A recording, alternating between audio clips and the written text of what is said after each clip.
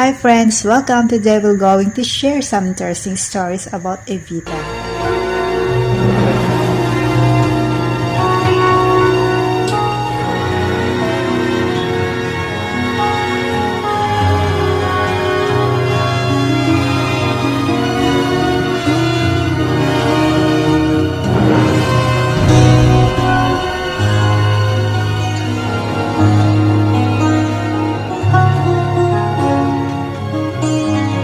The death of an actress called Eva Perón.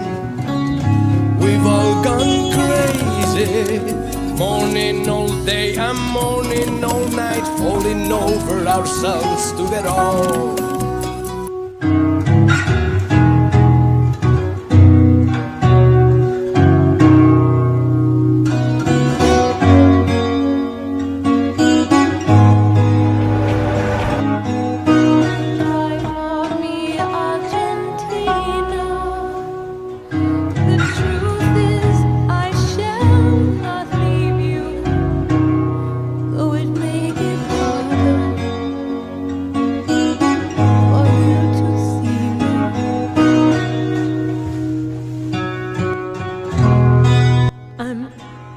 Argentina.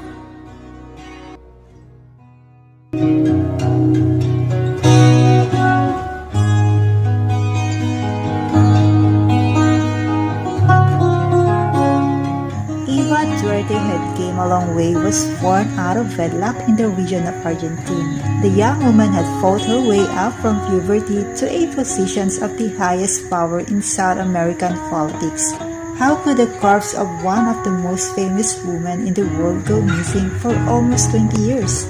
A 1950s cycle former First Lady of Argentina, Eva Perón, nicknamed Evita, was a divisive political figure, the wife of dictator Juan Peron. She's perhaps best known for her work with the impoverished of the biographical film Evita starring Madonna.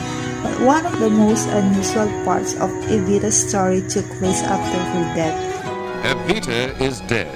Eva Perón, powerful First Lady of Argentina, dead of cancer, no longer to bask under the admiration of crowds in the plaza. Her embalmed corpse disappeared for almost 20 years in one of the history's most remarkable stories of that deceit and dictatorship.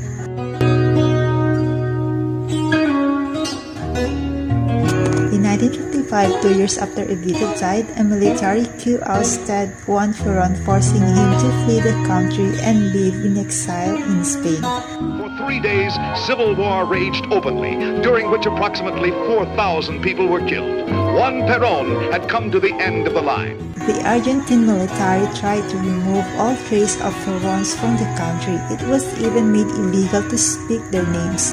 It's thought that even though she was dead, that the new military dictatorship didn't want to risk her corpse becoming a symbol of oppositions, and so the military removed Evita's body from where it had been stored for the CGT headquarters, moving her casket to a number of locations, including at the back of a van park in Buenos Aires. Then, in 1957, the Vatican said to have secretly assisted the military to remove her remains from the country altogether. Evita was taken to Milan and buried under a false name. Decades followed were far from peaceful in Argentina, and for years was still in the dark where Evita's body was.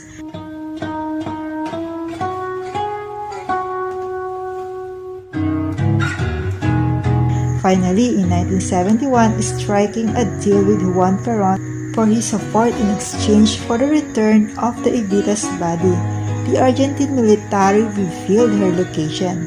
Evita was excused and her body returned to her exiled husband and his new wife Isabel, who were living in Madrid. Isabel is said to have cleaned Evita's body, blow-drying her hair, and reportedly displayed her casket from time to time to their dining room. The Ferrañas party was eventually legalized again in Argentina. The government suffered a stunning defeat at the hands of the Peronistas. In Madrid, where Juan Domingo Perón lives in luxury, the 66-year-old former dictator greeted the events with satisfaction and a strangely detached manner. Moving back to his home country, Juan Perón was voted president in 1973 shortly after returning to Argentina, but died of a heart attack. Evita's body was flown to Buenos Aires so that she could be buried alongside Juan in 1974. In a crypt, the presidential residence Los Alamos, in a remarkable twist, another clue just 2 years later resulted in the couple's bodies being removed from La Sala bus, and Eva Perón was finally laid to rest in her family mausoleum 5 meters underground with a heavily fortified crypt so that she would never again be disturbed.